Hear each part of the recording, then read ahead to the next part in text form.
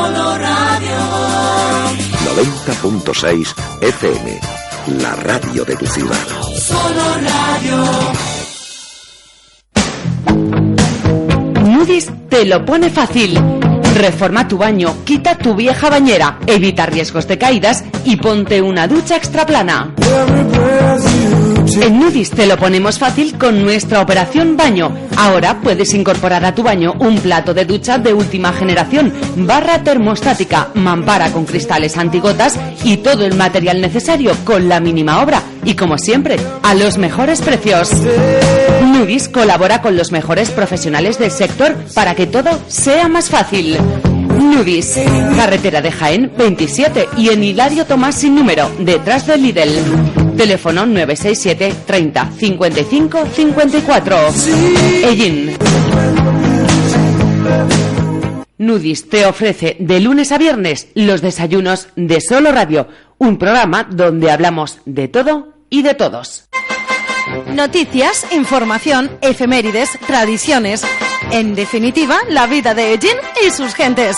En los desayunos de Solo Radio. De lunes a viernes, a partir de las 8:30 de la mañana. Repetición a las 2 de la tarde. Los desayunos de Solo Radio, para hablar de todo y de todos.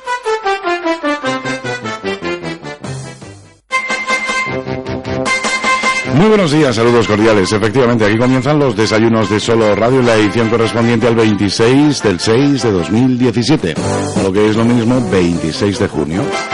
Saludo cordial de José Aurelio Martínez, buenos días y nos escuchan en directo 35 minutos sobre las 8 de la mañana. Buenas tardes y lo que están escuchando es la repetición íntegra que de este espacio les ofrecemos en torno a las 2 y algunos minutos, justo después del informativo central Primera Plana. Saludo cordial de José Aurelio Martínez, gracias por estar ahí una jornada más. Ya saben que si en esos dos horarios no tienen posibilidad de escuchar este programa y les resulta lo poquito que han escuchado interesante, pues tienen la oportunidad también de encontrarlo en nuestra web, en ellinsoloradio.com. Ahí en el apartado de las grabaciones tienen todos los desayunos.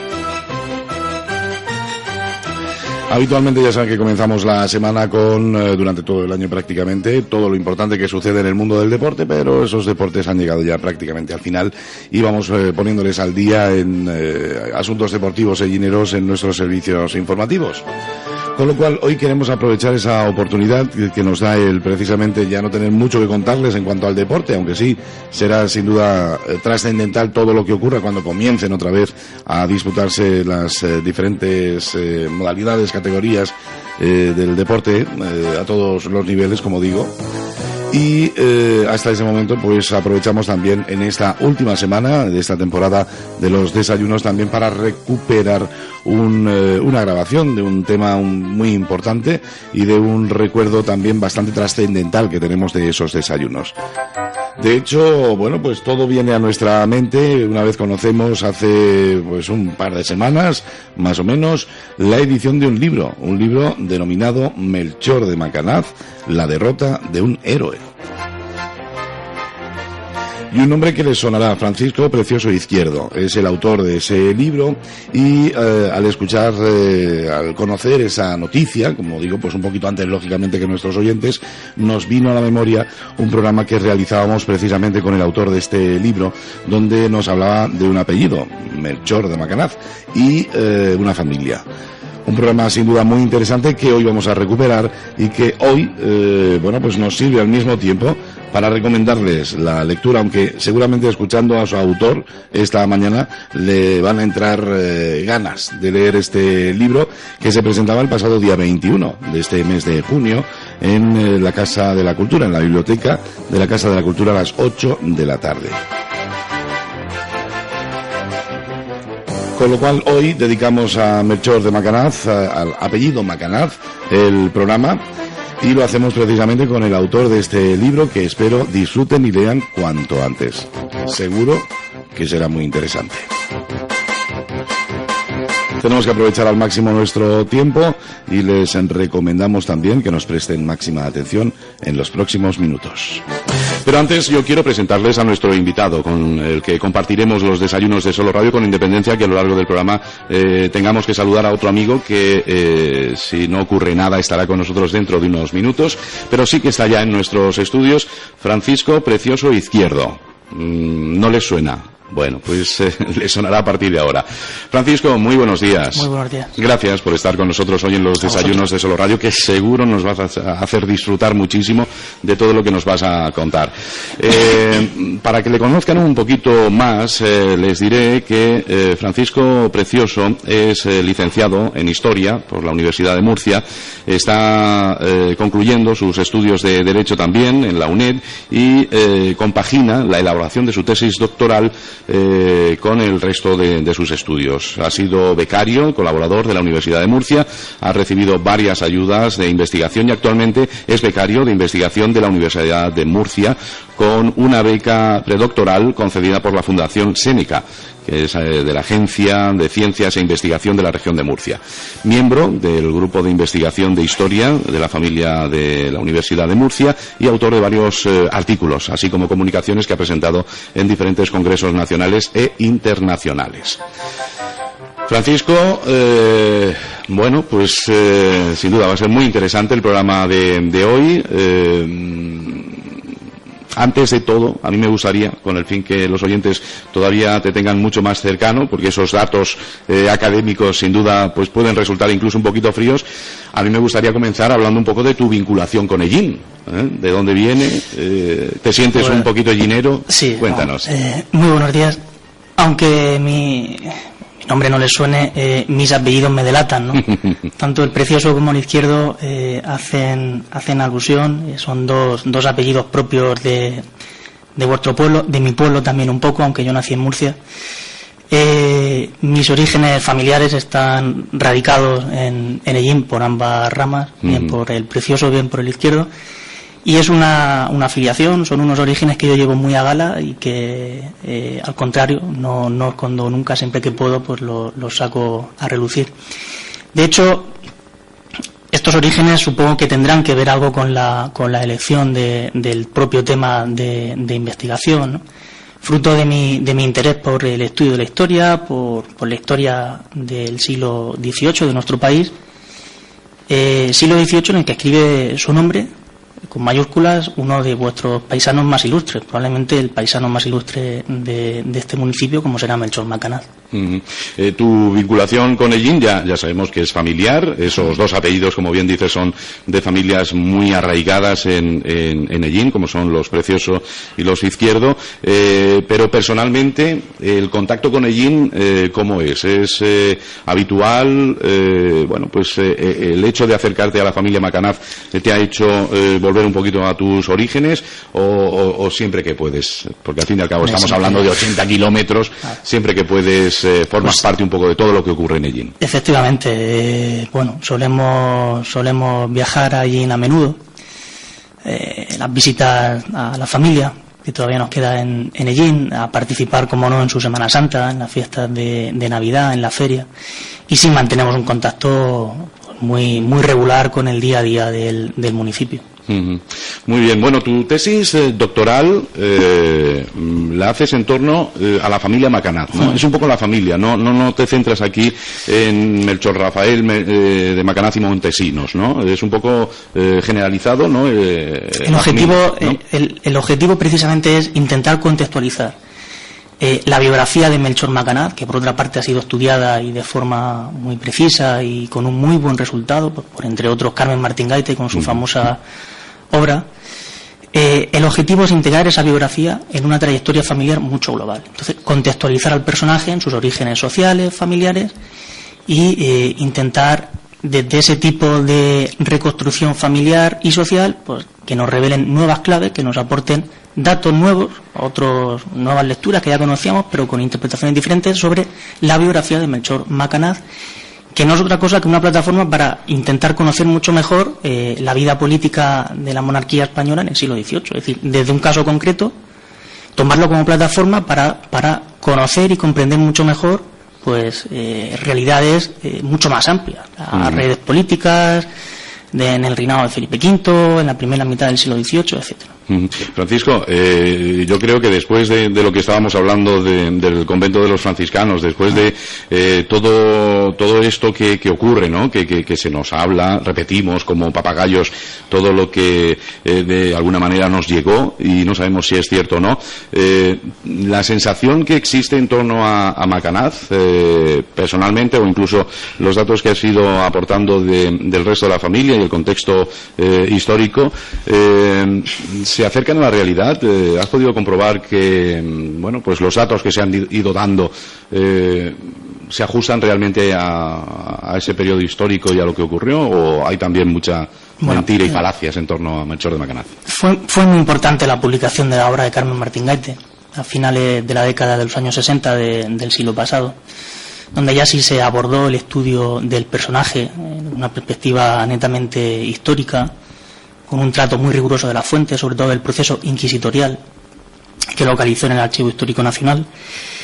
Y desde ese momento hasta la fecha, bueno, se han sucedido diversos estudios que han abordado la temática del personaje, su famosa biblioteca, una de las más importantes de la España del siglo XVIII, aspectos relacionados con el pensamiento político, con su proceso inquisitorial, bueno, pues con su programa de reformas, del que luego hablaremos un poco, pero tal vez faltaba, ¿verdad?, ese capítulo de estudio de los orígenes familiares, de la propia familia Macanaz.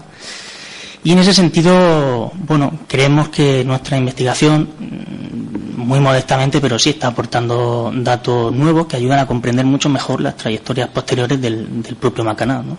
Pero no os estáis viendo en la necesidad de contrarrestar informaciones no ajustadas a la realidad. Bueno, se pueden matizar, sobre todo la labor interpretativa. Cada historiador, bueno, pues hace hincapié en una serie de datos, los interpreta, los valora de una forma.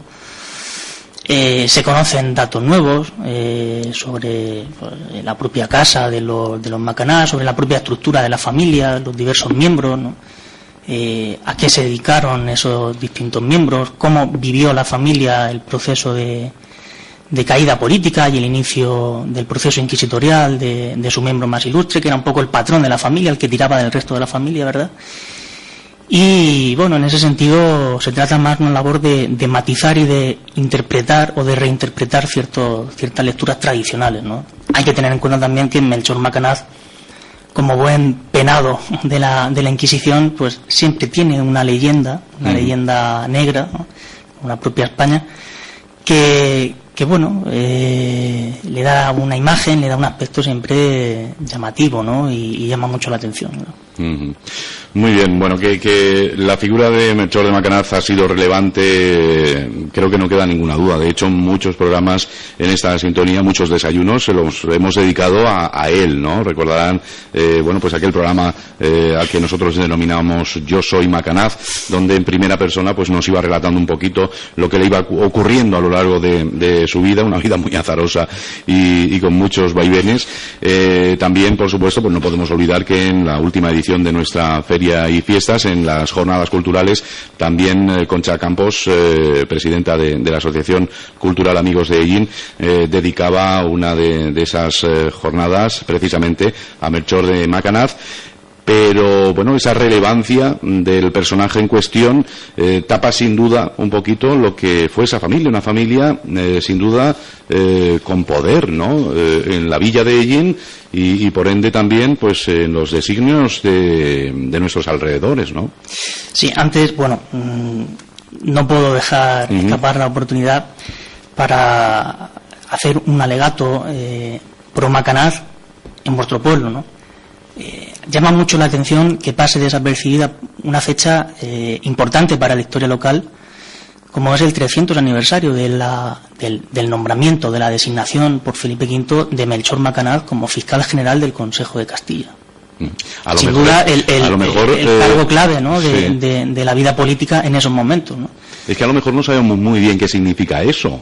¿Qué vendría a ser más o menos en nuestro tiempo ese cargo? Con todas las distancias, ¿no?, que separa el tipo de administración de la España del siglo XVIII y el tipo de gobierno, vendría a ser algo así como un primer ministro, un jefe de gobierno de entonces, ¿no? Uh-huh. A Melchor Macanaz se le encarga la función de llevar a cabo todo un programa global de reformas que cambie de arriba abajo el estado político, social, económico, cultural de la España del momento, ni más ni menos, ¿no? Uh-huh. Y en relación a la familia, claro, es una familia de poder, pero no es una familia de las más poderosas de la villa del momento. Es una familia cuyas bases de poder radican en sus actividades políticas. Sabemos que a lo largo de la segunda mitad del siglo XVII, tanto el abuelo de Macanaz, Ginés Macanaz, como el padre del propio Melchor Macanaz, también de nombre Melchor Macanaz Moya, desempeñaban sendos oficios de regidor en el concejo, es decir, participaban en las actividades del ayuntamiento de Ellín a lo largo del siglo XVII. Unas actividades que le permiten relacionarse con familias mucho más poderosas que ellas. Uh-huh. Saben, por ejemplo, que los Macanaz mantenían cierta relación de clientelismo, ¿no? De otra de las grandes familias poderosas de la villa, los Velasco, en esos momentos en franca rivalidad con otra de las grandes familias de la villa, los Valcárcel y los Rodríguez de Vera, etcétera. Pero es muy significativa la participación en el concejo, porque de esa participación ellos les permite, bueno, pues acumular toda una serie de recursos sociales, de relaciones, recursos también económicos, patrimoniales, para, llegado al momento, finales del siglo XVII, proyectar a uno de sus miembros a la prometedora carrera de la administración del rey, ¿no? Por eso creemos importante este tipo de estudios, ¿no? Melchor Macanaz no es alguien que se puede coger y que se puede comenzar a hablar de él en 1707 o 1713 como si detrás de él no hubiera existido nada, ¿no? Existe unos orígenes familiares, existe una trayectoria familiar que es muy importante y que determina en cierta medida la trayectoria posterior de Melchor Macanaz. Muy interesante, sin duda. Volviendo un poco a esa celebración que, como decías, bueno, no puede pasar desapercibida. De hecho, como digo, en las jornadas culturales de feria se le dedicaba un espacio importante que a nosotros, bueno, pues nos parece trascendental, nos parece importante, pero no nos parece suficiente, ¿no? Algo tan importante como lo que estamos hablando, bueno, pues debería haber tenido algún tipo de actividad más, ¿no? Sabemos lo que se ha hecho aquí en Ellín por parte de la Asociación Cultural Amigos de Ellín, pero a otros niveles, porque claro, estamos hablando de algo importante no solamente en la historia de Ellín, sino también en la historia de España, ¿no? ¿Sabes? ¿Tienes constancia de alguna actividad más que se haya podido realizar? Que yo conozca, no. Desde luego en la propia Universidad de Murcia, nada, y en la propia Universidad de Castilla-La Mancha, las facultades de Derecho, que lleva su nombre, Facultad Melchor Macanaz, o la propia Facultad de Humanidades tampoco, ¿no? Pero es muy significativo, ¿no? Ese vacío y ese silencio local, de las instituciones locales, políticas, de los colectivos culturales de este municipio, porque es que es un referente. Ayer lo hablábamos con Rafa, que me acompaña aquí, que acaba de venir, y es muy significativo ese silencio. Tampoco cuesta nada, creo yo, organizar con motivo de esta fecha pues algún tipo de coloquio, de seminario, de congreso o una pequeña exposición que permita conocer la figura de Macanaz a sus propios paisanos, ¿no? Uh-huh.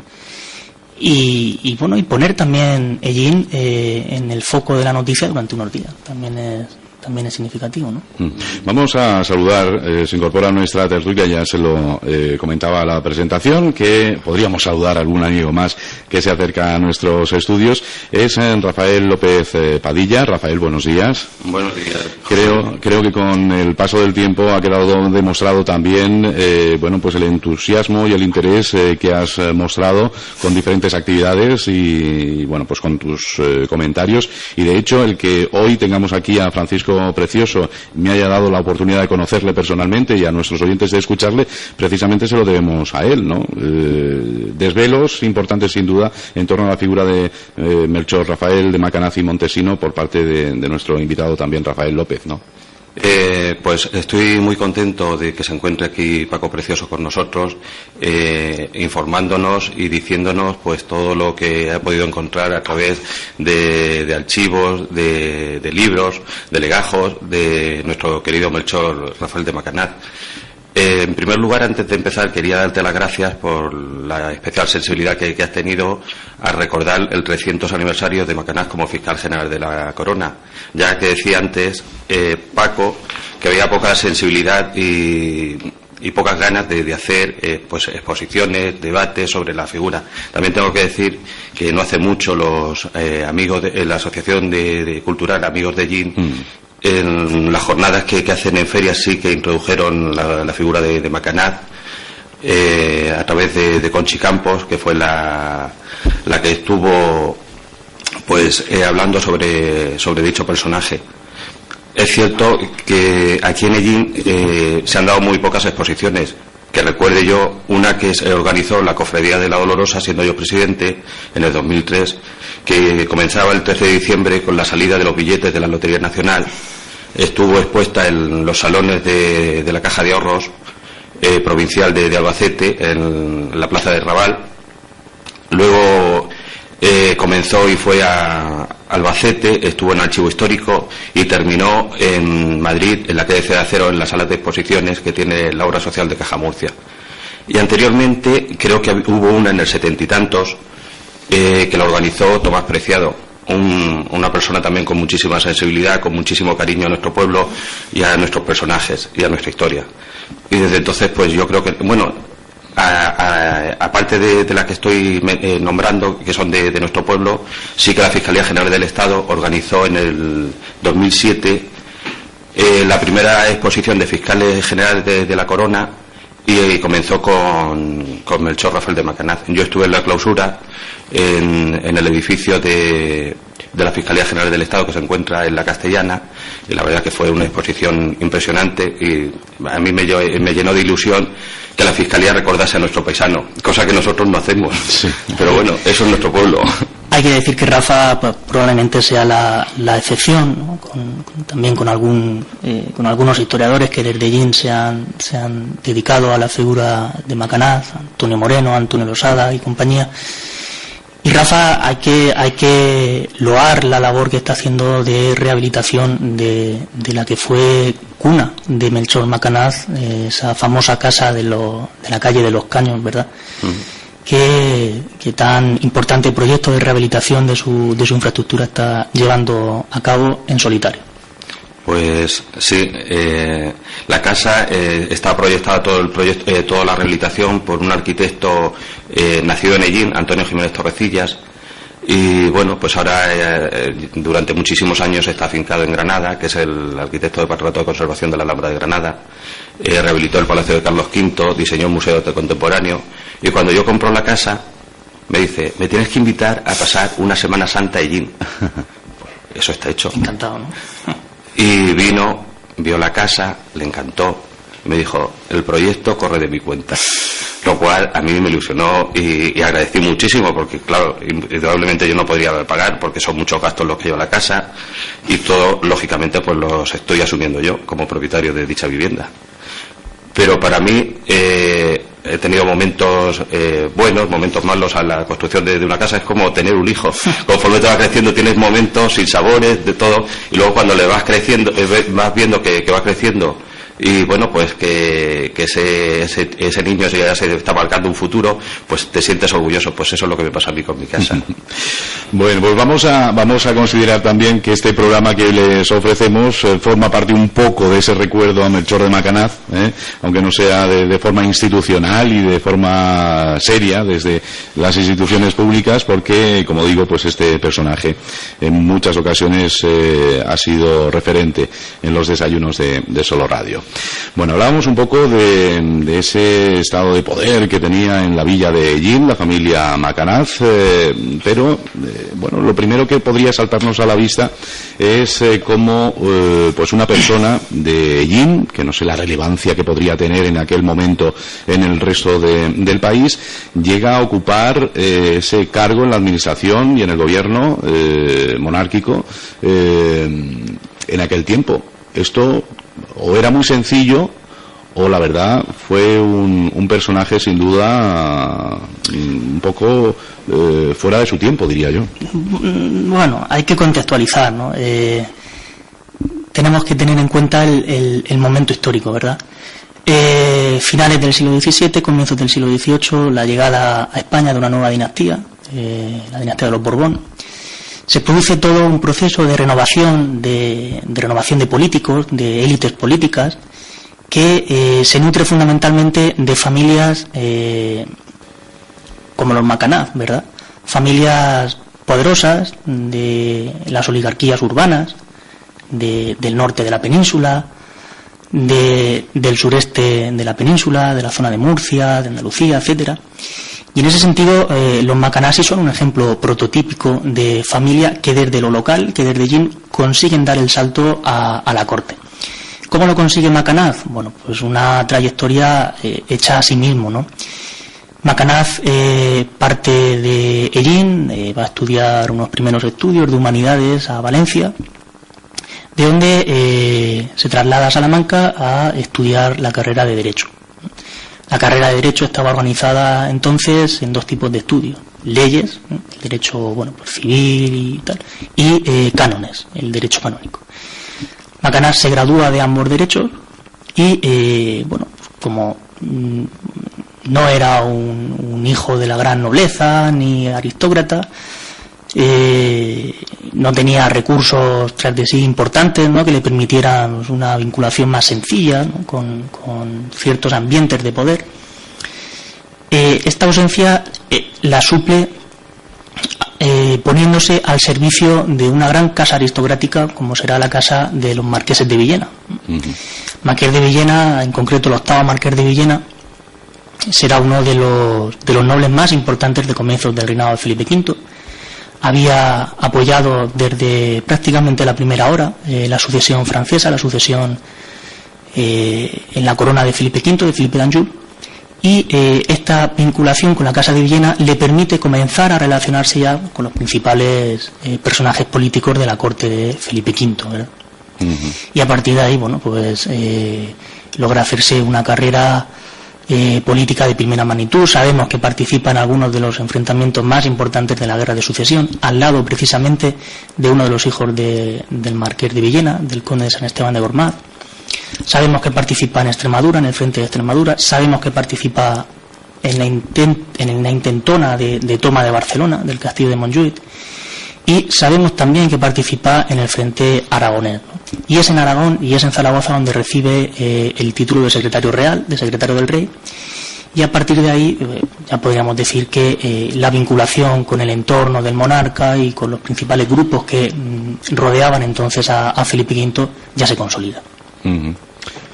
Bueno, pues esto hace que su azarosa vida pues haga en la actualidad tener diferentes muestras de recuerdo hacia Melchor de Macanaz. Lo comentabas en la universidad, que bueno, pues su nombre está presente en Galicia, en Aragón. Bueno, hay diferentes puntos en España donde se recuerda a través de inmuebles o de otro tipo de recordatorios, ¿no?, la presencia y la actividad importante en esos lugares de Macanaz, ¿no? Sabemos, bueno, el caso de Zaragoza con la famosa Alameda de Macanaz, que va paralela, ¿no?, al río, sí, a la basílica. Justo enfrente. El llamado cuartel de Macanaz en La Coruña, que hace referencia precisamente a la cárcel, a la última cárcel donde, bueno, y a la única cárcel donde él estuvo pues prácticamente sus últimos años de vida. Aquí en vuestro pueblo tenéis una calle, una avenida, bueno, calle Avenida Melchor Macanaz, etcétera, ¿no? Y en Albacete, bueno, la propia facultad de Derecho lleva el nombre de vuestro ilustre paisano. Se nos queda un poquito corto, ¿no, Rafa? El que solamente en Hellín se recuerde por una avenida, ¿no? Que no tengamos más referencias. Pues yo siempre he pensado que debería haber tenido pues algún busto. Bueno, sí que lo tiene, y tiene uno que creo que lo realizó, no sé si Cuyat Valera o Zamorano, porque no me lo supieron explicar. Sí, cuando que se encuentra en el Salón de Plenos. Sí, ¿no? Hay un vaciado que lo tienen en el salón de pleno, y luego está el de bronce, que lo tienen escondido, pues no sé, en alguna sala, que no está presente ni expuesto. Solamente que antes se encontraban en unos jardines, donde en el parque, los jardines de la Rosaleda, que habían un estanque, y se encontraba el de Cazorla y el de Macanaz, pero cuando realizan las obras lo quitan, y bueno, el de Cazorla lo guardan, y el de Macanaz también, y solamente dejan el vaciado, que es el que tienen en el salón de actos del ayuntamiento. Pero sí que deberían de ver pues en la avenida, pues algún busto importante, alguna figura sobre Macanaz, ya que Macanaz para mí es uno de los personajes más importantes, o el más importante que ha dado allí. Cuadro se conserva, me parece, uno, ¿verdad?, en la ermita de San Rafael. Sí. Que me parece que tiene la historia más fresca que yo, la de... Una de las reuniones que tuve con Mercedes Maldonado, que es una de las descendientes de Macanaz, la conocí pues a raíz de la exposición que se hizo en Madrid de Macanaz. Ella estuvo allí en la presentación de la exposición. Pues me habló del cuadro, y me dijo que ese cuadro lo realizó un antepasado suyo, que era un cuadro de una calidad muy baja, se nota que no es una pintura buena, y me enseñó ella un cuadro de Macanaz, que es el que sirvió para realizar la pintura que se conserva en la Real Academia de la Historia, que es la que realiza el Museo del Prado de Personajes Ilustres de España. Entonces el Museo del Prado cede esa pintura y se expone en la Real Academia de la Historia, en uno de los salones de la Real Academia de la Historia. Entonces ese cuadro que tiene Mercedes Maldonado para mí sí es una gran pintura. El otro pues es una pintura corriente, que no sé cómo llega a mi casa. En mi casa se encontraba en el patio cubierto, que tú lo conoces, en una de las paredes del patio cubierto, y cuando pues se venden parte de los muebles y enseres de la casa, pues se vende ese cuadro. Y bueno, ese es ese, y luego el árbol genealógico, que lo realiza Joaquín Maldonado, que es el que sale un poco escribiendo todo memorias de su antepasado de Macanaz. Un gran historiador, sí, de finales de la segunda mitad del siglo XIX. Y es el cuadro al que hacemos mención, el que se conserva en la ermita de San Rafael, es muy interesante porque aparece Macanaz retratado con el mapa, creo recordar, sí, de la ciudad de Játiva. Entonces incluso llegan a cambiarle el nombre, es una ciudad un poco ostracista, y cuando la toman los ejércitos borbónicos le cambian el nombre por el de San Felipe, ¿no? Y es muy importante destacar que Macanaz llegó a ser nada menos que el encargado de reconstruir la ciudad de Játiva de San Felipe. Por eso aparece, y nos puede llamar la atención, bueno, ¿y este hombre por qué aparece con el mapa de una ciudad? Tal? Y viene por ahí. Sí, es un plano una ciudad que reconstruye totalmente. Sí. Además, se ve, cuando recordabas tú anteriormente lo del paseo de la Alameda de Zaragoza, pues que él le gustaba trazar urbanísticamente y proyectar calles y zonas, y que lo hace con mucho acierto. Y con polémica también. Sí. Bueno, la polémica es algo que rodea a Macanaz a lo largo de su vida, ¿no? Esto es algo que sí tenemos claro, que en fin fue muy positiva la labor que realizó a lo largo de tantos años, pero con tanta actividad pues resulta que muchos no veían con buenos ojos su trabajo. Resaltas de alguna manera también las diferentes actuaciones que tuvo Macanaz tanto en Valencia como en Aragón, como parte importante, ¿no?, de su trayectoria. Claro, hablamos de la polémica, pero es que hay que tener en cuenta que en Valencia Melchor Macanaz recibe el encargo de juez de confiscaciones de los bienes de los austracistas valencianos, y en Aragón nada menos que responsable de toda la trama de impuestos con los que graban a la población aragonesa tras la toma de los ejércitos borbónicos en 1711. Por un lado, juez de confiscaciones de un patrimonio que no es suyo, y por otro, responsable de impuestos. Luego, claro, el foco de problemas era seguro, ¿no? En Valencia él lleva a cabo esa labor y tiene ya sus primeros y grandes encontronazos con quien será uno de sus más acérrimos enemigos, el arzobispo de Valencia, don Antonio Fol Cardona. le acusará de no respetar la inmunidad eclesiástica, los privilegios de la Iglesia de Valencia. Y en Aragón, por el contrario, sus grandes enfrentamientos serán con los poderes locales, también borbónicos, por una actuación muy decidida y muy destacada en materia fiscal, contra cualquier tipo de privilegio que menoscabase la hacienda del rey. Para Macanaz, y esta es una de las constantes en el pensamiento de Macanaz y en el proyecto de Macanaz, todo ha de confluir siempre en la figura del monarca. El rey es o tiene que ser la principal fuente de poder del sistema político de la monarquía. Y Rafael, todo esto conseguido a base de estudio y trabajo, ¿no? Estoy recordando ahora en uno de los pasajes de aquel programa que hemos emitido en alguna ocasión y que denominábamos Yo soy Macanaz, que formaba parte de ese audiovisual que con motivo de esa exposición que nos comentabas anteriormente se realizaba, donde pues muestra un poco el desagrado a lo existente en ese momento y que era su forma de estudiar era casi pues como revancha, ¿no?, a lo que estaba ocurriendo en ese momento en España, ¿no?, que era pues que los poderosos eran tratados de forma diferente y el que no tenía poder pues se veía abocado a ser un segundón, ¿no?, en todo momento. Pues yo creo que ocurrió en aquella época como está ocurriendo ahora. Y creo que nunca debemos de olvidar nuestra historia, porque creo que estamos volviendo a los tiempos de antes, por desgracia. Lo único, pues que para desgracia nuestra no tenemos hoy por hoy un Macanaz, ojalá y lo encontrásemos. Cuando recordabas tú lo de la exposición, el audiovisual, mejor que tú, no lo sabe nadie, puesto que le pusiste voz, tú eras el monólogo de Macanaz. Era la voz de Macanaz. Sí, era la voz.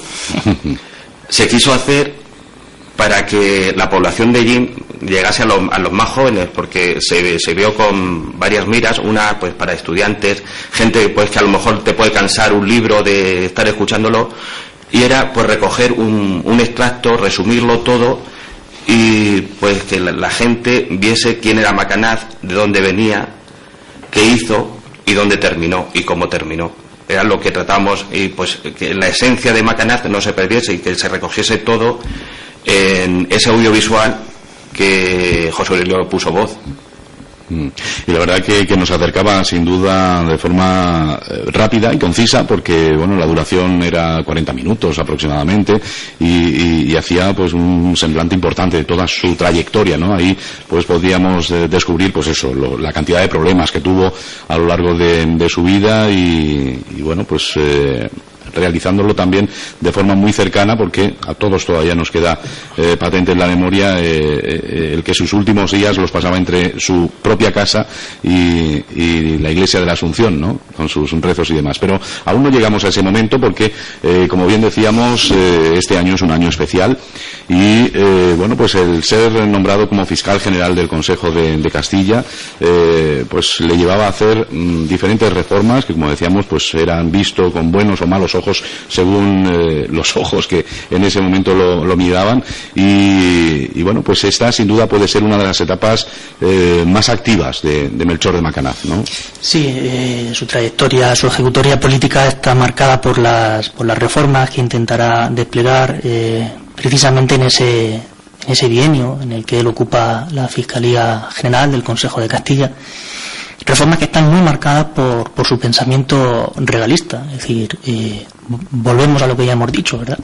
El rey, fuente de todo poder, el rey es el centro del sistema político, al rey tienen que volver ciertos privilegios, ciertos poderes que años atrás, décadas atrás, ha ido perdiendo.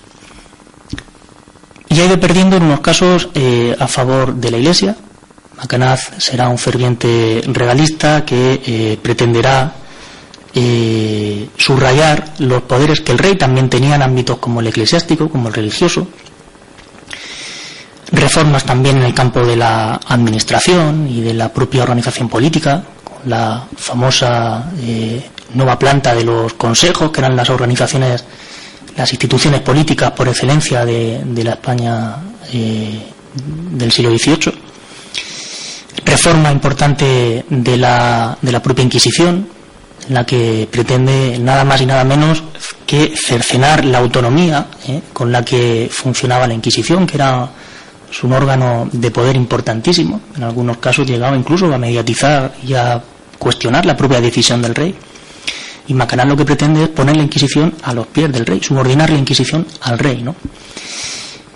Todo un programa de gobierno que se puede reflejar muy bien, todo un pensamiento político que también se puede reflejar muy bien, pues en el que será uno de sus textos, uno de sus documentos más conocidos, como será el pedimento fiscal de los 55 puntos, que probablemente sea el desencadenante de la serie de problemas que vendrá después con la propia Inquisición. La Inquisición denuncia ese documento, censura ese documento, y cuando Macanaz pierde su puesto clave en el Consejo de Castilla en febrero de 1715, se inicia ya su proceso inquisitorial, y uno de los puntos más destacados de ese proceso inquisitorial se basará en el propio pedimento, ¿no? Se le acusará de hereje, de herético, y ahí continúa y se inicia su larga carrera de penalidades también, ¿no? Podríamos entonces pensar que todo esto que nos estás contando se desarrolla a lo largo de media vida, pero realmente fueron un par de años. Fueron 2 años. Lo que pasa es que 2 años de una intensidad política muy, muy a tener en cuenta, ¿verdad? Hay que ser conscientes de lo dividido que se encontraba en ese momento la corte de Felipe V, de los grupos en los que se descomponía la propia corte, el grupo de regalistas, de este tipo de reformistas, cercanos siempre a los consejeros franceses del rey, pues a la princesa de los Ursinos, de la que ayer hablábamos, al propio Jean Horry, al embajador francés, a Melot, frente al grupo contrario, ¿no? A la oposición en ese momento, los antirregalistas o los romanistas, ¿no? Partidarios de una presencia mayor de la Iglesia y del Papa en la vida política. Pues ahí está el cardenal Belluga, uno de los personajes más importantes de la España del siglo XVIII, el propio inquisidor general, el italiano del Giudice, el propio consejero de la segunda esposa de Felipe V, el abad Julio de Alberoni, y toda una serie de personas que serán las que tras la caída de Macanaz ocupen parte del poder que dejará don Melchor. Esa caída política de Macanaz, estaríamos hablando en torno al año 1715, donde se inicia sin duda todo un calvario para el hellinero. Sí, sale de la corte a primeros del mes de febrero de 1715, el día 7-8 de febrero, con la excusa de ir a tomar las aguas a Francia, ¿verdad? Pero lo que llama la atención en esa caída política es la no desaparición física y política del personaje. Vemos a Macanaz a lo largo de la década de 1720, 1730, 40, desempeñando todavía cargos importantes, cargos relacionados con la actividad diplomática de la corona en Francia, en los Países Bajos. Es decir, Macanaz cae políticamente, pero no perderá jamás la gracia y el favor del rey, ¿no? Que lo considerará un personaje y un político de fiar, ¿no? Fruto de esa actitud benévola del monarca hacia Macanaz, ¿no? Es que lo mantendrá durante todo su exilio. Macanaz recibe una pensión que le permite, bueno, pues hacer frente a sus muchos gastos que le ocasiona el estar fuera de su patria. Cuando hablamos de Macanaz, que está en el exilio, cuando está en Francia, está un poco apartado ya de España, pero manteniendo siempre una intensa relación epistolar con la corona. Hemos localizado días en el que llega a mandar a la corte de 2 a 3 cartas diarias, donde informa de todo lo que oye, lo que ve y lo que tal. Algo te quería comentar yo sobre eso. Cuando se hace la exposición en la Fiscalía General del Estado, entre tantas cosas expuestas, una de ellas era un proyecto de una bomba para unas minas. Cuando se hace la exposición, el príncipe, que era el que inauguraba la exposición, se acerca y le dice a María Luisa Conde: pero encima de lo que le hicimos a este hombre, nos mandaba todo esto. Pues, se queda perplejo. Fue un súbdito fiel, como reza uno de los títulos de una gran obra dedicada al estudio de la biblioteca de Macanaz. Fue un súbdito fiel que él supo desde el primer momento que su circunstancia política estaba muy determinada no por el rey, no por la monarquía a la que siguió sirviendo, sino por los rifirrafes políticos, ¿no?, de la España del momento. O sea que entonces partimos de la base que en ese exilio entre 1715 y 1746 Macanaz no desaparece totalmente del panorama político español, sí desde fuera sigue fiel a la corona y sigue trabajando, podríamos decirlo así, por el bien de la corona, ¿no? Lo vemos desempeñando cargos, bueno, que en la mayoría de ocasiones no recibe un nombramiento oficial, puesto que eso podría suponer problemas con la Inquisición, pero sí son pequeños empleos oficiosos de asesor, de acompañante del embajador de Francia en España, o del plenipotenciario que se manda desde la corona a tal reunión, a tal congreso diplomático, etcétera, ¿no? O sea que por lo menos la sensación que nos puede quedar ahora que estamos escuchando esto es un poco que se había convertido en un consejero. Pero me refería que en España se había convertido en un problema para mucha gente, ¿no? Y deciden poco menos que decirle márchate de aquí a ver si las aguas vuelven al cauce, ¿no? De hecho, bueno, yo sigo la interpretación que hace Martín Gaite. En la que ella valora la marcha del exilio, la marcha a Francia de Macanaz, como una forma que tiene el propio rey de proteger a su fiscal. Y podríamos preguntarnos, bueno, ¿y qué hace Macanaz tanto tiempo fuera, en Francia, en los Países Bajos? Más de 30 años, ¿verdad? Bueno, Macanaz, tú bien lo has dicho, José Aurelio, era el anatemizado político aquí en España, era un problema político, era un problema para la Inquisición, era un problema para la propia Iglesia, era un problema para el propio rey, y fuera, en Francia, en los Países Bajos, no causaba impedimento alguno, todo lo contrario, ¿no? Era un consejero, era un confidente, era una persona de confianza. Un poco espía. Sí, también con una labor de espía que podía venir muy bien en determinados momentos, ¿no? La verdad, Rafael, y es lógico por otra parte que a lo largo de nuestra charla se vayan haciendo referencias a ese trabajo de Martín Gaite, yo creo que nunca llegaremos a agradecer el trabajo que realizó, ¿no? Recogiendo esa parte importantísima de la historia de Macanaz. Me contaba don Gonzalo Anes, el director de la Real Academia de la Historia, que en Petit Comité le llamaban su chulo, porque dice que le estaba costando tantísimo dinero el poder hacer este libro, pues de gente que contrataba pues para que investigase en un sitio, viajes a otro lado, le costó muchísimo, y le decían, ¿cómo llevas el libro de tu chulo? La verdad que es importante el trabajo realizado, y no hay charla, no hay momento en que se hable de Melchor de Macanaz sin que aparezca Martín Gaite. Es un libro que ha envejecido muy bien. La primera edición es del año 69, la editorial Moneda y Crédito, y desde entonces ha conocido numerosísimas reediciones, una reciente del año 2011, y es un libro que aporta luz a un personaje que bueno, estaba un poco ensombrecido por la larga mano de la Inquisición todavía, y era un personaje que parecía poco menos como alguien siniestro, como algo en verdad que no sabíamos muy bien. Y Carmen Martín Gaite tuvo la oportunidad de mostrar a Macanaz en su circunstancia política, en su contexto político, y de aportar luz al personaje de forma además muy positiva. Este dato que acabas de darnos, el que siga reeditándose este trabajo, bueno, pues nos está demostrando el interés que todavía existe sobre esa obra, ¿no? Que esto es importante.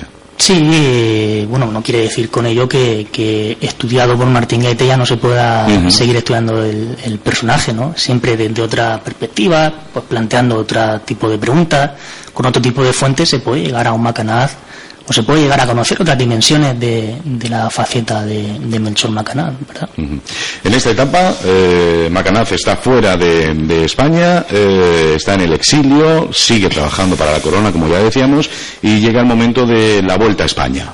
que precisamente no fue de vacaciones ni mucho menos. Vuelve a España y su calvario continúa. Sí.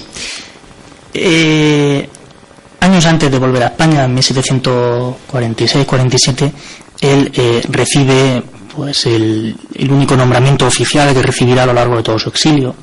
Lo nombran el representante de la corte ya del nuevo monarca, de Fernando VI, en las juntas de Breda. Era un congreso que reunía a las principales potencias de Europa para poner término a la guerra de sucesión austríaca que estaba asolando por completo el mapa político europeo. Macanaz recibe ese nombramiento y lo recibe con unas instrucciones muy concretas de seguir en todo al representante francés, cosa que casaba mal con el genio vivo y activo de Melchor Macanaz, que no solo no seguirá en todo al representante francés, sino que intentará llegar a un acuerdo con el que en ese momento era el rival político por excelencia de Francia, como será Inglaterra. Llega a un acuerdo con Inglaterra, las noticias que llegan desde Breda a la corte apuntan en ese sentido, y se decide, por el bien de las relaciones de España, bien con Francia, incluso con la propia Inglaterra, se decide destituir a Macanaz y se expide la orden de regreso a España. La orden de regreso a España parece que motivada pues por el peligro, ¿no?, por el cierto temor que se tenía en ciertos círculos políticos, que Macanaz conservara entre sus muchos escritos algunos secretos de Estado que pudieran poner en peligro las relaciones de la corona y la propia seguridad de España. Macanaz regresa pues a mediados de 1748, se le detiene en La Raya, en la frontera con Francia, y desde Vitoria se le conduce al castillo de San Antón de La Coruña. Estamos hablando de un anciano que contaba en ese momento con ya cerca de 80 años, con 79, 78 años. Y llega a pasar, de hecho, 12 años, los 12 últimos años de su vida en la fortaleza de San Antón en La Coruña. Que ahí es uno de los lugares donde decimos se le recuerda, a través de una placa, creo recordar que es, o algo similar, ¿no? Bueno, pues de ese periodo en el que está en esa prisión en La Coruña, poca información se tiene, más allá de que seguía leyendo y escribiendo mucho, sobre todo.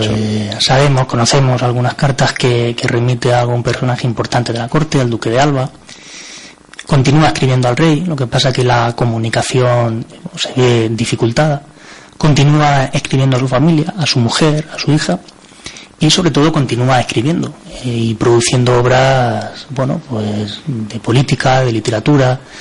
Una obra muy importante, unos comentarios a la obra de Benito Jerónimo Feijóo, y como podía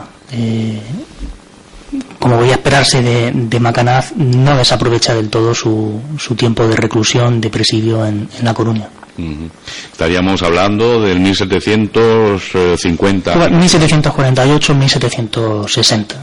En junio de 1760 recibe el permiso de Carlos III de regresar por fin a su villa, a su patria de origen, a Hellín, con la orden expresa de no pasar por la corte. Y llega a Hellín pues a mediados de septiembre de 1760. Ya con 90 años. 90 años. Prácticamente ciego, sin apenas poder andar, y con 90 años regresa a la villa que le vio partir pues con 10, 11, 12 años. Esto ya es simplemente curiosidad, no sé incluso si se tendrá el dato. Todo este tiempo que permanece en la corte o permanece fuera de España, ¿está él solo? Quiero decir, ¿la familia va con él o no? ¿O la familia permanece aquí en Hellín? La familia, parte de la familia permanece en Hellín. El único de los hermanos Macanaz que permanecerá en Hellín será el primogénito de la familia, don Ginés Macanaz, presbítero de la iglesia local, de la iglesia de la Asunción. Tenemos el caso muy interesante de su otro hermano, Fray Antonio Macanaz, que se conoce menos, pero también será objeto de un proceso inquisitorial. Se le acusará de defender en público el pedimento fiscal de su hermano. Y se le condena a 1 año de reclusión en Murcia, en la cárcel secreta de la Inquisición de Murcia, a 3 años de reclusión en Cuenca, y sabemos ya que en 1719, 1720 estará libre, aunque vigilado por la Inquisición, en el convento de Santo Domingo de la ciudad de Baza. Otro de los hermanos Macanaz, Luis Antonio Macanaz, será sargento mayor de Denia, autoridad militar en Denia, en Alicante, de forma que la vinculación en esos años de la familia Macanaz con Ellín pues prácticamente se reduce a su hermano Ginés Macanaz, al primogénito de la familia. Ajá. ¿Y sobre su mujer? Él casa, bueno, la fecha exacta no la conocemos, en torno a 1725, 26, 27, con María Maximiliana Cortó Tamisón, lo que pasa que castellanizan el apellido. Es una familia flamenca, belga, pero de origen castellano. Y castellanizan su apellido, el Courtois, por el Cortés, ¿no? Tienen varios hijos, pero solo sobrevive una, María Maximiliana Macanaz y Cortés, que será la que enlace posteriormente con un primo suyo, con don Antonio Macanaz. Y de ahí la conservación del apellido hasta mediados del siglo XIX. Bueno, ahora hablamos un poquito más de esa vuelta a Ellín y supongo que en este periodo de tiempo va consiguiendo algún tipo de riqueza, patrimonio o no. Su vida no está basada en esto. Sí, bueno, en Valencia sabemos que recibe varios bienes confiscados a los enemigos austracistas. Y luego, bueno, pues cuando es nombrado fiscal general del Consejo de Castilla, un buen sueldo. Y lo que pasa es que a lo largo de su exilio sí se las verá y se las deseará para cobrar puntualmente la pensión que recibía de la corte. Muchas de las cartas que de hecho remite pues, desde París, desde cualquier punto de los Países Bajos, a Madrid durante todo este periodo, son cartas donde reivindica y donde pide al rey que no lo deje y que le siga mandando remesas de dinero, porque las deudas que contrae con sus acreedores son asfixiantes. De hecho, parece que Macanaz en 1730, 1740, 41 no se moverá de París porque sus propios acreedores no le dejarán moverse de París. Vaya.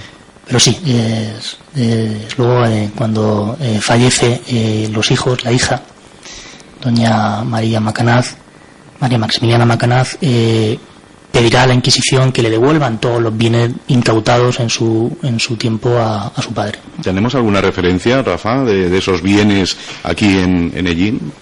Pues en Ellín no se conserva ninguno de sus bienes. Hay algunos objetos personales suyos que tengo yo en casa, pero muy poco, pero en pinturas, que bueno, se hace un catálogo con todo lo que le interviene la Inquisición a Macanaz. Ni la familia sabe nada de esos bienes, creo que jamás se los llegan a devolver. Hay problemas, muchos son bienes en especie que obviamente no se conservan. Claro. ¿Qué es lo que devuelven? Lo que no vale. Claro. El resto dicen que se pierde. Y no llegan a devolver a la familia, porque hay una relación muy extensa de pinturas religiosas. El famoso cuadro que hablábamos de Macanaz, de Felipe V montado a caballo, de grandes dimensiones, pues todas esas pinturas ni la familia las conserva, ni en la casa había nada. Tampoco. Lógicamente. Date cuenta que cuando Carmen Mantingate hablaba de la casa Macanaz, que siempre ha habido un poco de polémica, era porque justo enfrente de la casa de Macanaz, lo que es hoy Cáritas, era la casa de Pedro Macanaz, donde vivía Pedro Macanaz. Probablemente Pedro hereda algunos de los bienes de su abuelo y los tendría él. En la casa no se conservaba nada, porque el cuadro de Pedro Macanaz y el cuadro de Macanaz, el de Macanaz lo tiene Mercedes Maldonado y el de Pedro un tío suyo que lo hereda, y el resto no se conserva. Pues una lámpara que regaló Fernando VII a la boda de uno de sus bisabuelos o tatarabuelos, y la famosa perla que la zarina regala a Pedro Macanaz. Pero no, en Ellín no se encuentra ningún bien de... ¿Qué objetos tienes de Melchor Macanaz?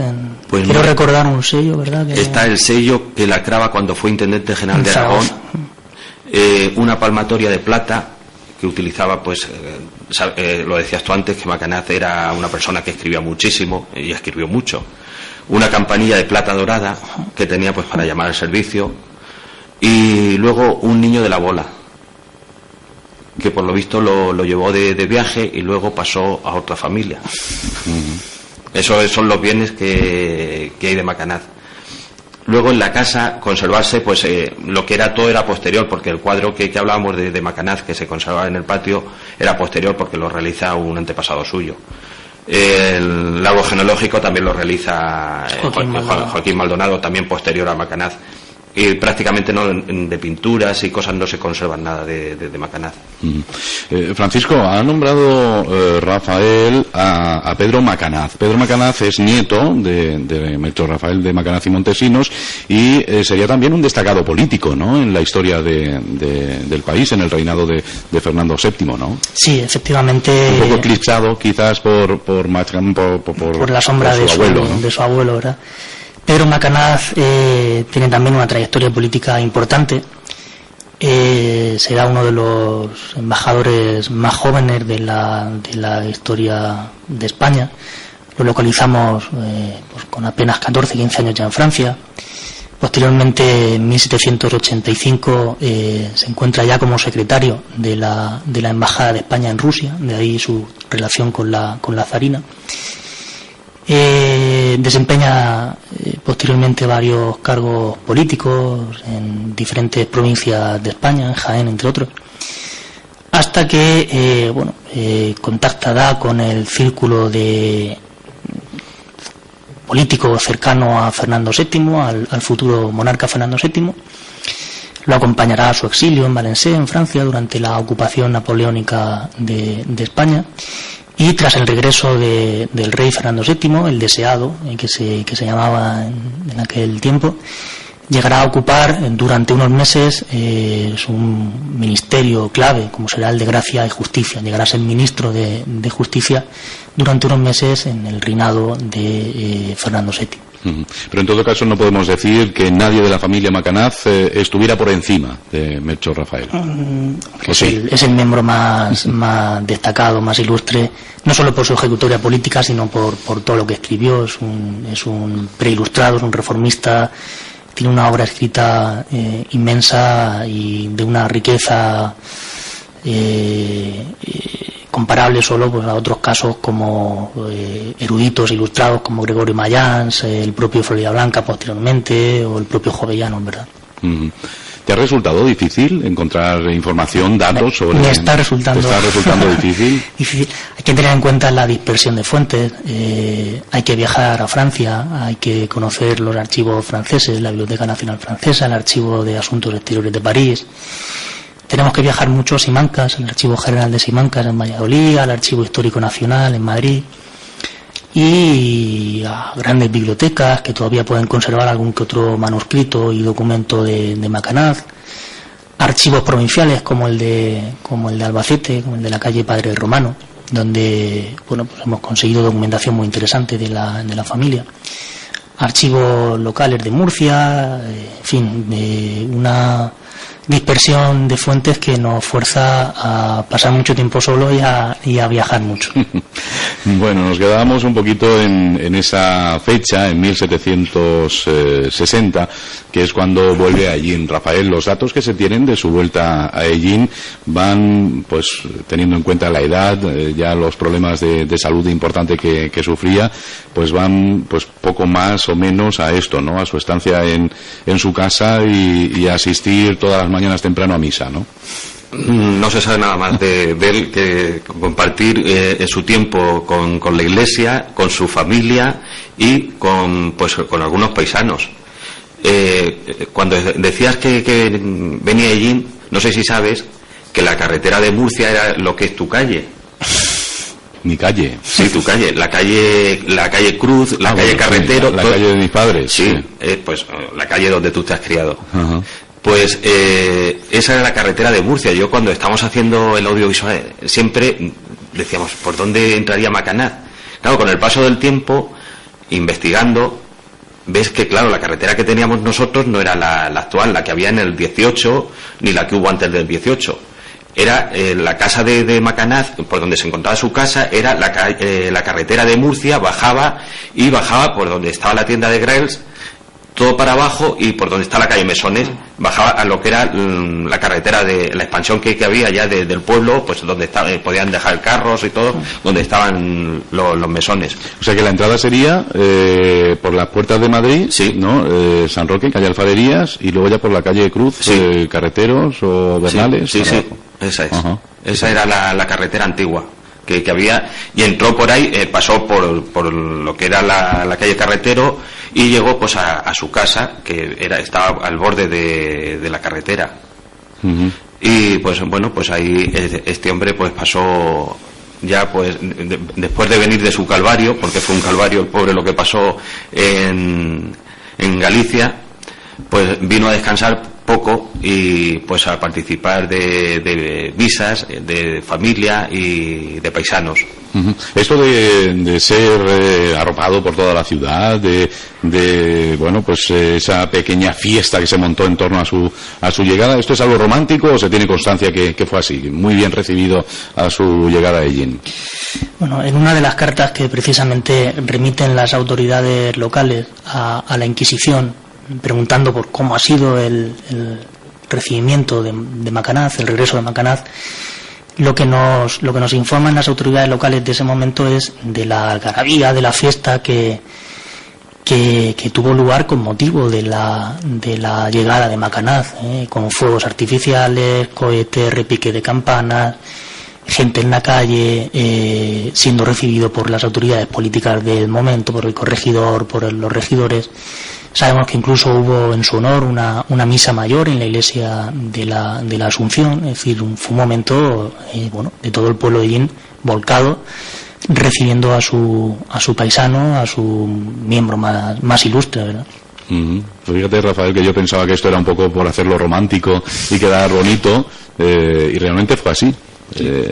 Entonces no había medios de comunicación como actualmente, pero sus logros de alguna manera llegaban también al pueblo llano, y dando donativos a la gente más necesitada también. Dentro de los pocos recursos que tenía ya él, de sus propios pocos recursos, ayudó a mucha gente necesitada, pues dándole dinero, haciendo obras de caridad y todo. O sea que no solamente fue todo un festejo, le ayudó a gente que no disponía de todos esos bienes. Se conoce una anécdota escrita o recogida en uno de los manuscritos sobre la vida de Macanaz, que se conserva en la Biblioteca Nacional. En el día de su regreso allí, se le acerca un ciego a Melchor Macanaz, que era uno de los pocos que vivió sus años de juventud con Macanaz. Hay que contar que cuando regresa Macanaz allí, pues contaba ya con 90 años de edad. Uh-huh. Poca gente conservaba todavía esa edad, ¿verdad? Y pues este ciego le comenta su nombre, le dice cómo se llama. Macanaz no lo recuerda en ese momento, y sí hace memoria de una anécdota que le relata el ciego, de cómo Macanaz en sus años de juventud, y ante la ausencia en una misa del predicador, sube al púlpito y se encarga él de realizar el sermón del día, ¿no? Entonces, a través de esa pequeña anécdota comienza Macanaz a recordar, da ya con él, con su nombre, y como decía Rafael, sabemos que pues en los apenas 2 meses que vive en Ellín Macanaz, mantendrá con pequeñas dádivas a ese pobre ciego, ¿verdad? Uh-huh. 2 meses. De septiembre a primeros de diciembre, sí, 2 meses y medio. Uh-huh. ¿Qué datos se tienen de ese momento, del fallecimiento de Macanaz y su despedida, pues su enterramiento? Se sabe que murió en la casa, en la primera planta, en una habitación que hacía esquina, que tenía un pequeño escritorio que unía su dormitorio a un despacho, que era pues donde escribía y estaba, leía y todo. No se sabe muy bien de las dos dependencias cuál era la habitación donde fallece, pero sí más o menos en el núcleo donde estaba.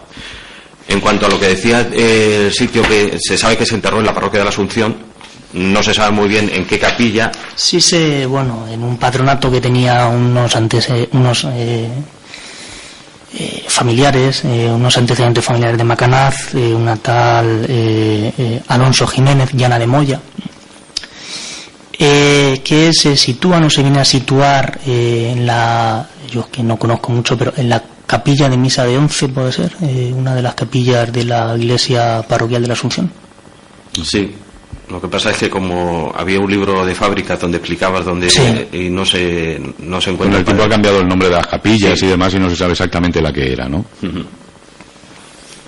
Bueno, pues en la capilla de misa de 11 habrá que ahora investigar precisamente dónde está ahí esa capilla de 11, de misa de 11, porque pues no se sabe, Rafa, exactamente dónde podría estar enterrado, ¿no? No, siempre se hablaba de la capilla de San Antonio o de la Purísima, es una de las dos capillas que se hablaba. La que venga a coincidir con... La de San Antonio, sabes que por debajo está hueca. Uh-huh. Y hay como una pequeña cripta, pero que no se ve nada. Y en la de la Purísima pues está todo tapado, o sea que no se sabe realmente. Me acuerdo que hace muchísimos años se hicieron unas catas y bajaron a lo que era la cripta, un poco a escondidas, ¿no? Se sí. han hecho esas catas. No lo sé. y bueno, pues se hicieron, y yo ya no sé porque no sé la gente que participó. Yo sería muy pequeño cuando se hizo todo eso, no me acuerdo lo que pasaría. Y la gente que lo hizo tampoco ha hablado mucho, ¿sabes? Uh-huh. Muy bien, bueno, pues bueno sería saber dónde está enterrado, porque al fin y al cabo estamos hablando de uno de los personajes de la historia de Ellín y de España, sin duda, más importantes y trascendentales. Sobre los días previos a su fallecimiento, uh-huh, tenemos por aquí un relato que localizamos en el documento al que hice referencia anteriormente de la Biblioteca Nacional. Leo textualmente Sí, por supuesto. Dice el documento: se levantó una mañana del mes de diciembre de 1760. 3 horas antes del día, y sin querer llamar a ningún criado, se vistió solo y, sin embargo de estar casi ciego, pues no veía más que los bultos, se fue a llamar al cura. Le hizo que le abriera la iglesia, que le confesase, como ejecutó, diciéndole su misa. Se fue a su casa dicho señor Macanaz y se acostó inmediatamente en la cama, comenzándose a auxiliarse él mismo, y a los 2 días murió en presencia del cura y otras personas eclesiásticas y seculares, pidiendo perdón a todos y haciendo muchos actos de contrición que a todos enternecieron y edificaban. Nos da un poco ese sabía, ¿no?, que estaba llegando su hora. Efectivamente. 3 días después, ¿no?, de ese paso tan importante, un poco pues confesarse en una persona que muestra durante toda su vida pues una inclinación religiosa sin duda muy férrea, ¿no?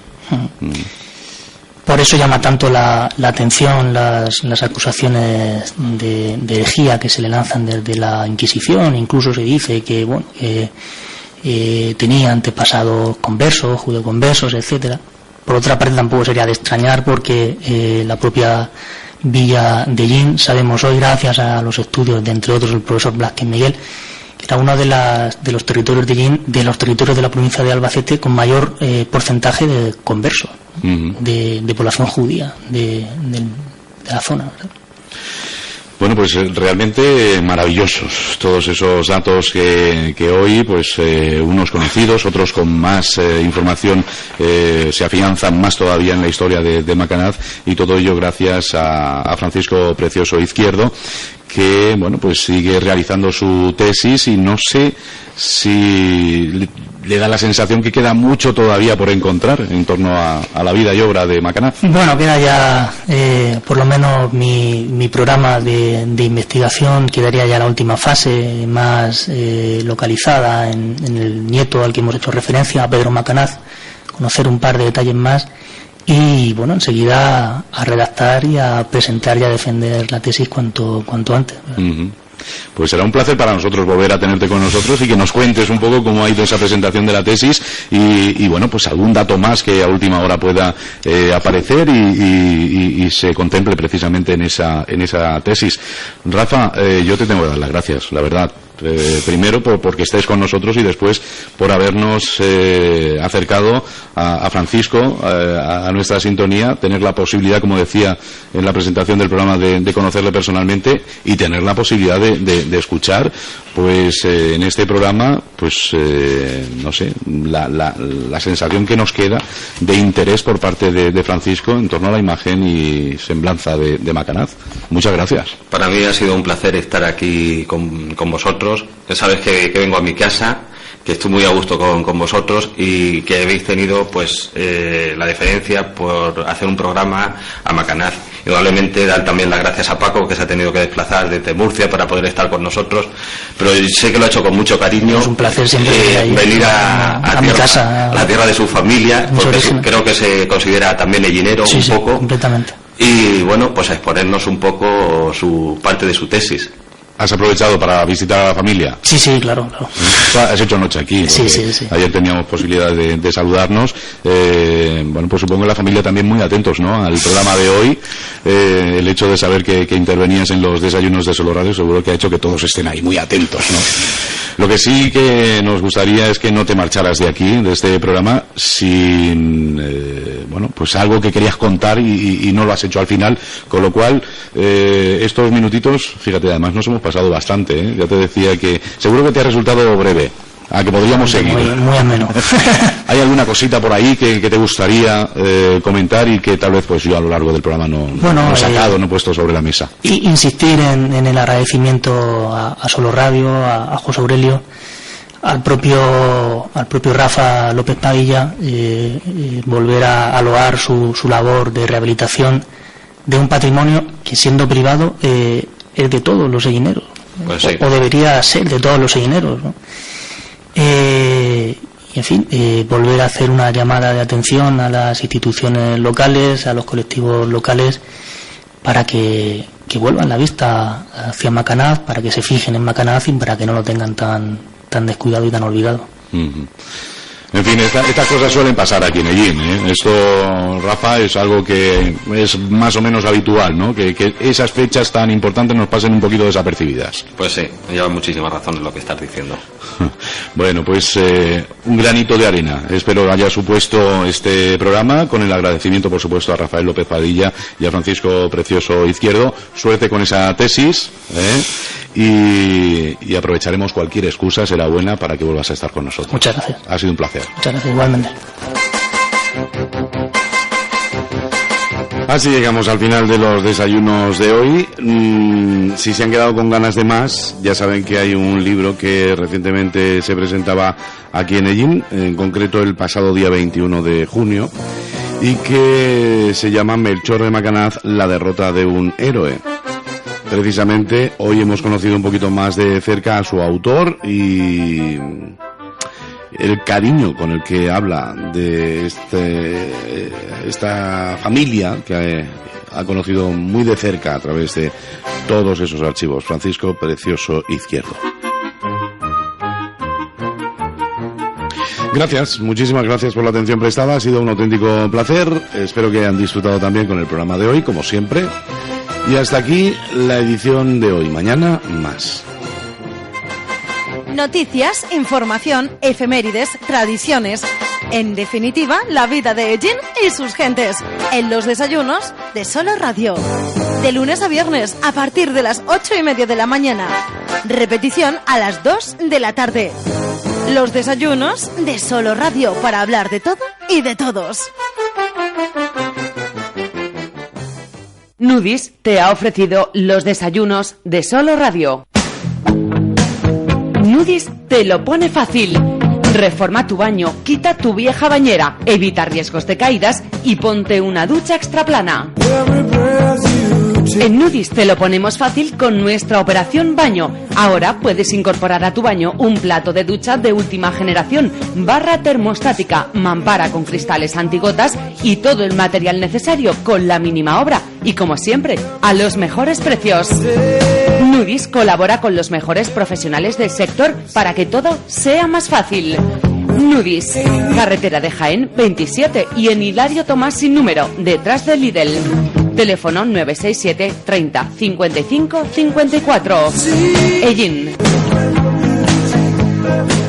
Solo Radio 90.6 FM, la radio de tu ciudad. Solo Radio.